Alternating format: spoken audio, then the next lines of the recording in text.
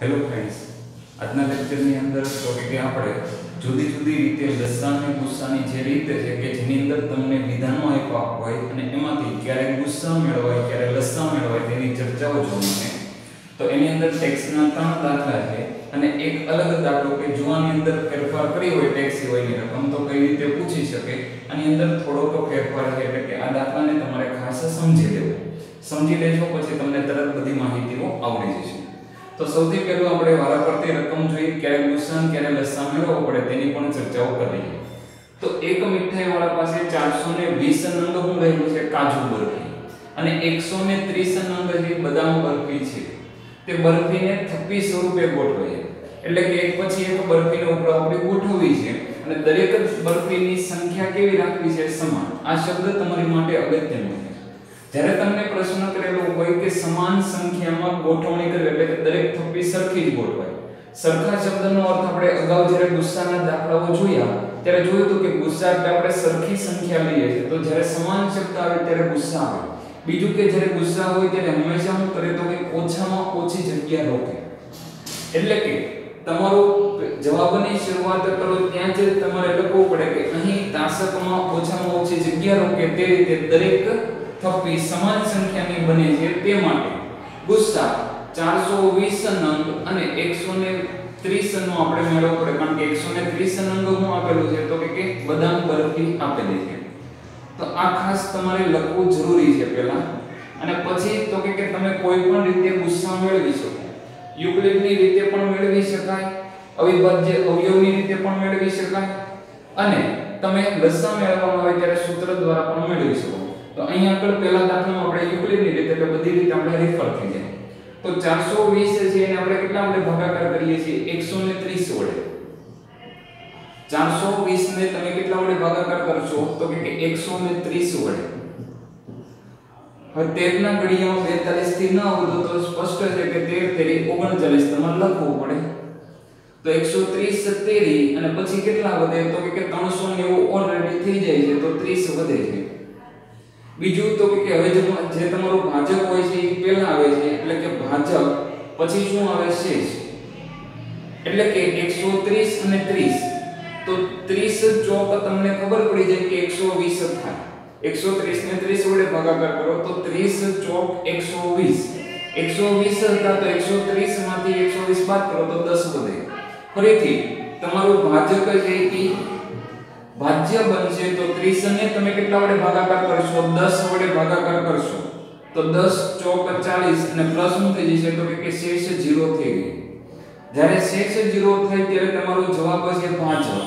એટલે કે ગુસ્સા 420 અને 130 એ તમને શું મળશે તો કે 10 મળ્યું.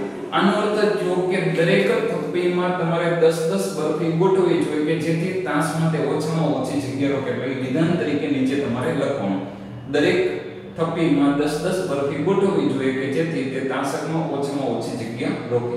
બીજું અહીં આગળ એક ખાસ કે 420 અને 130 નો ગુસ્સા તમને શું મળ્યો 10 મળ્યો. તો એવી જ રીતે 130 અને 30 હોય તો એનો ગુસ્સા પણ શું થાય 10.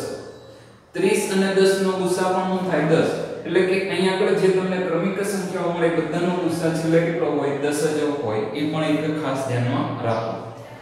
હવે તો કે એક લશ્કરનું જૂથ છે તે 616 સભ્ય છે.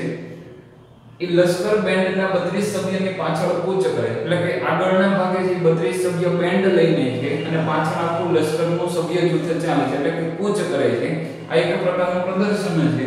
તો એની અંદર એવું પૂછે છે કે કોઈ પણ સ્તંભમાં મહત્તમ કેટલા સભ્ય હોય. એટલે કે વધુમાં વધુ તમે કેટલા સભ્યને રાખી શકો. પણ એ વધારે રાખવાના પણ કઈ રીતે તો કે સમાન સંખ્યામાં ગોઠવો એવી રીતે. એટલે કે અહીંયા આગળ પણ કયો શબ્દ બન્યો સમાન સંખ્યામાં તમારે શું કરવાની છે ગોઠવણી કરવાની. સમાન સંખ્યામાં ગોઠવણી હોય ત્યારે ફરજિયાત આવે છે ગુસ્સા. એટલે કે તમારે શું કરવું પડશે તો કે ગુસ્સા 616 અને 32 નો મેળવવો પડે. ગુસ્સા મેળવવા માટે અહીં આગળ આપણે અવિભાજ્ય અવયવની રીત લઈ લે કે જેથી આપણે રિફર થઈ જાય. તો 616 છે એને આપણે ભાગ પાડીએ. 616 ના તમે અડધા કરી નાખો. 616 ના અડધા કરો એટલે શું બને તો 308 ગુણ્યા 2 બને. એવી જ રીતે 308 ના અડધા કરો એટલે 154 ગુણ્યા 2 બને. 154 ના અડધા કરો એટલે 77 ગુણ્યા 2 બને. તો હવે અહીંયા આગળ થઈ ગયું જો 2 કેટલી વખત આવ્યા 3 વખત અને 77 હતું એ અવિભાજ્ય સંખ્યા 7 અને 11 નો ગુણાકાર છે એટલે 7 ગુણ્યા 11 લખી શકાય. બીજું તો કે 32 32 એટલે તો હવે સીધી ખબર પડી જવી પડે કે 2 ની 5 ઘાત છે. તો 616 અને 32 કે જેનો આપણે શું મેળવવાનો છે ગુસ્સા. ગુસ્સાની અંદર હંમેશા કઈ સંખ્યા આવે તો કે નાની ઘાત હોય તે આવે. એટલે કે ગુસ્સા 616 અને 32 એ 2 ની 3 ઘાત કારણ કે બંનેમાં નાની ઘાત કઈ છે 3 હોય. તો ગુસ્સા પર બને છે 8. એટલે કે દરેક સ્તંભમાં 8 સભ્ય હશે કે જેથી એટલે કે અહીંયા આગળ જે સ્તંભ સંખ્યા છે એની અંદર કેટલી છે 8 હશે. 32 સભ્યના 8 સ્તંભો બને તો દરેક સ્તંભમાં 4 4 હશે. એવી જ રીતે 616 ની અંદર પણ તમે કેટલાની ગોઠવણી કરો 8 8 ની તો તમને એ સ્તંભની અંદર રહેલા પ્રત્યેક સભ્યની સંખ્યા મળે. પણ અહીંયા આગળ પૂછ્યું તો કે સ્તંભ કેટલા હોવા જોઈએ તો કે સ્તંભની સંખ્યા કેટલી હોવી જોઈએ 8. એટલે કે 8 ઊભી હરોળ હોવી જોઈએ. પણ ઊભી હરોળમાં કેટલા સભ્ય છે એવો જો પ્રશ્ન પૂછેલો હોય તો જે બેન્ડના સભ્ય હતા એમાં પ્રત્યેકમાં 4 સભ્ય બનશે. જ્યારે 616 ને તમે 8 વડે ભાગાકાર કરો 616 ને તમે 8 વડે ભાગાકાર કરો એટલે કે તમને કેટલા સભ્ય છે મળી જશે 8 સત્તુ 56 એટલે 4 પછી 5 અને 6 એટલે 56 પછી 8 સત્તુ એટલે કે 77 જેવા સભ્ય તમને મળે છે. હવે તો કે આપણે ત્રીજો દાખલો જોઈએ. વર્તુળાકાર માર્ગ ઉપર સોનિયા એક પરિભ્રમણ પૂરું કરે તો એને 18 મિનિટ થાય. રવિ છે એને 12 મિનિટ થાય છે. એક જ સમયે એક જ બિંદુથી અને એક જ દિશામાં પરિભ્રમણ કરે અને પ્રારંભ બિંદુ પર ફરીથી ભેગા ક્યારે થાય? વર્તુળાકાર માર્ગ ઉપર કોઈ એક સ્થાનથી પરિભ્રમણ શરૂ કરે તો સોનિયા છે એક રાઉન્ડ પૂરું કરે તો એને કેટલો સમય લાગે છે તો કે 18 મિનિટ. એને પૂરું કરી લીધું ચક્ર ત્યારે જે રવિ ખાલી તો કે રવિને 12 મિનિટ થઈ ગઈ એટલે 12 અને હજી બીજી 6 મિનિટમાં કંઈક આગળ પહોંચી ગયો એટલે કે પહેલું પરિભ્રમણ પૂરું થાય ત્યારે તો કંઈ ભેગા થવાના નથી. એટલે કે અહીંયા આગળ તમારો જવાબ છે કેવો આવે મોટી સંખ્યા મળે. બીજું યાદ રાખો કે જ્યારે કોઈ એક જ દિશામાં ગતિ કરતા હોય ફરીથી ક્યારે મળે એવો પ્રશ્ન હોય એટલે હંમેશા તમારે આવે લસા. એટલે કે અહીંયા આગળ શું કરવું પડશે તો કે લસા 18 અને 12 મેળવવો પડે. કારણ કે સોનિયા જ્યારે ચક્ર પૂરું કરે છે ત્યારે રવિ છે એ શું થઈ ગયો હોય આગળ નીકળી ગયો હોય. તો ફરીથી જ્યારે રવિએ પૂરું કર્યું હોય ત્યારે સોનિયા પાછળ હોય છે. તો જ્યારે એ ક્યારે સરખું બનશે તો કે કેટલા ચક્ર કોણ પૂરું કરે એના આધારે નક્કી થાય. તો આવી સંખ્યાની માહિતી હંમેશા કોના દ્વારા મળી શકે લસા. કારણ કે એની અંદર મોટી સંખ્યા જવાબ મળે. એટલે લસા 18 અને 12 મેળવવો પડે. લસા મેળવવા માટે આપણે સૂત્ર અથવા તો અવિભાજ્ય જો સૂત્ર હોય તો પહેલા તમારે ગુસ્સા મેળવવો પડે અને પછી સૂત્રની રીત. પણ આપણે સીધા અવિભાજ્ય અવયવથી જ ગણી નાખીએ તો આને કહેવાય 3 નો વર્ગ 9 9 દુ 18 અને એવી જ રીતે 12 એટલે 4 તેરી 12 4 એટલે 2 ની 2 ઘાત. અવિભાજ્ય અવયવ લખો ત્યારે ઘાતનો ક્રમ આપણે એવું ગણીએ છીએ એટલે આડાવળી તમે લખી શકો છો. હવે લસા લખવા માટે ખાસ ધ્યાન રાખો જે ઘણા ભૂલ કરો છો લસા લખવા માટે તો કે એવું યાદ રાખો કે જે બંનેમાં સામાન્ય હોય ને એમાં મોટી ઘાત લખવાની. બંનેમાં સામાન્ય છે એ 3 તો 3 ની મોટી ઘાત 2. બંનેમાં સામાન્ય છે એ 2 તો 2 ની 2 ઘાત. બીજું કે માનો કોઈ વધારાની સંખ્યા હોય તો જે ગુણાકારમાં આપણે લખે 3 નો વર્ગ 9 2 નો વર્ગ 4 એટલે 9 ચોક 36. આનો અર્થ થઈ ગયો કે 36 મિનિટ પછી બંને ફરીથી મળશે. પણ એવું પૂછવું હોત કે આ સમય દરમિયાન બંને કેટલા ચક્ર પૂર્ણ કર્યા છે તો 36 મિનિટે સોનિયાને કેટલા ચક્ર પૂરા થાય તો કે 36/18 એટલે 2. સોનિયા 2 ચક્ર પૂરા કરશે ત્યારે રવિ કેટલા ચક્ર પૂરા કરશે 3. 36/12 12 તેરી 36 એટલે કે સોનિયા 2 ચક્ર પૂરા કરે ત્યારે રવિ 3 ચક્ર પૂરા કરશે અને આ સમયે બંને શું થશે પ્રારંભ બિંદુ ઉપર ભેગા થશે. જો આ તમને આવડશે તો આ દાખલામાં સરળ થશે. રંગીન પેન્સિલનું વેચાણ એ 24 નંગના ખોખામાં થાય છે અને ચોક કલરનું વેચાણ એ 32 નંગના ખોખામાં થાય છે. બંને વસ્તુ એકસરખી સંખ્યામાં લેવાની છે. વસ્તુની સંખ્યા સરખી કરવાની છે એટલે કે જો તમે આનો ગુસ્સા કરો તો 24 નંગ છે આખું ખોખું પેક છે એની અંદરથી અડધા અડધા કરીને સરખામાં લઈ શકાય. એટલે કે તમારે અહીંયા પર સંખ્યા શું થાય છે, વધે છે, એટલે કે નંગ જેની સંખ્યા વધતી જાય એટલે હંમેશા આવે લસા. તમારે સરખી સંખ્યામાં બંને વસ્તુ લેવાની છે, પણ બંને વસ્તુ ક્યારે સરખી થાય, તો લસાથી. કારણ કે લસાનો સામાન્ય નિયમ છે કે તમે શું લખો છો, અવયવી લખો છો.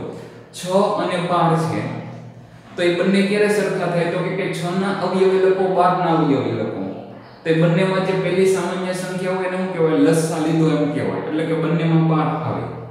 તો એવી જ રીતે જ્યારે એક સરખી સંખ્યા લેવાની વાત હોય ત્યારે આપણે શું મેળવવું પડે, લસા. તો લસા 24 અને 32 મેળવવો પડે. કયો લસા મેળવવો પડે, 24 અને 32.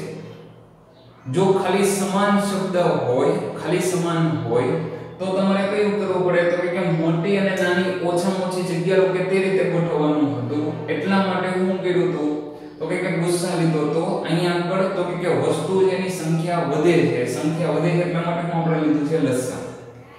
24 છે એને 8 તેરી 24 શક્યો એટલે 2 નો ઘન અને 3 અને 32 એટલે ફરીથી as it is 2 ની 5. લસામાં કીધું છે એ મુજબ કઈ ઘાત હંમેશા જોવાની, તો કે લસામાં તમારે મોટી ઘાત જોવાની આવે. તો લસા 24 અને 32 બરાબર મોટી ઘાત 2 ની 5 વધી કઈ હજી, તો કે 3 વધ્યા, 2 ની 5 એટલે 32, 32 તેરી 96 થાય. પણ તમે પ્રશ્ન જુઓ તો દરેક વસ્તુના કેટલા ખોખા લેવા પડે, એવું નથી પૂછ્યું કે દરેક નંગ કેટલા, પણ એ નંગ છે એની માટે ખોખા કેટલા. તો અહીં આગળ જો કે પેન્સિલ, રંગીન પેન્સિલ છે એની માટે ખોખાની સંખ્યા શું બનશે, તો કે કુલ તમારે પેન્સિલ 96 લેવાની છે, પ્રત્યેક ખોખામાં 24 છે. તો રંગીન પેન્સિલ છે, રંગીન પેન્સિલ ના ખોખાની સંખ્યા એ કઈ રીતે મળે, તો કે કુલ નંગ છેદમાં તો કે પ્રત્યેક ખોખાની સંખ્યા 24 ચોક 96 એટલે કે રંગીન પેન્સિલના ખોખા 4 થશે. અને એવી જ રીતે જે તમારે ચોક કલરના ખોખા છે એની માટે 96 ના છેદમાં 32 તો 32 તેરી 96. તો અહીં આગળ છે એ આપણે મુખ્ય બાબતોની ચર્ચાઓ પૂર્ણ થાય. હવે એક નેક્સ્ટ લેક્ચરની અંદર જે કોઈ થોડાક ટૂંકા પ્રશ્નોની ચર્ચાઓ છે તે આપણે જોઈશું અને ત્યારબાદ તો કે ચેપ્ટર પૂર્ણ થશે. આની અંદર તો કે સ્વાધ્યાય 1.1 માં થોડાક સાબિતીના દાખલા હોય છે, પણ મોટે ભાગે તો કે બોર્ડ એક્ઝામની અંદર 1.1 માંથી સાબિતી પૂછાતી નથી, એટલા માટે તે આપણે અત્યારે ગણતા નથી. જરૂર પડશે એવું લાગશે તો આપણે નેક્સ્ટ લેક્ચર ક્યારેક પછી જોઈશું. જય હિન્દ, જય ભારત.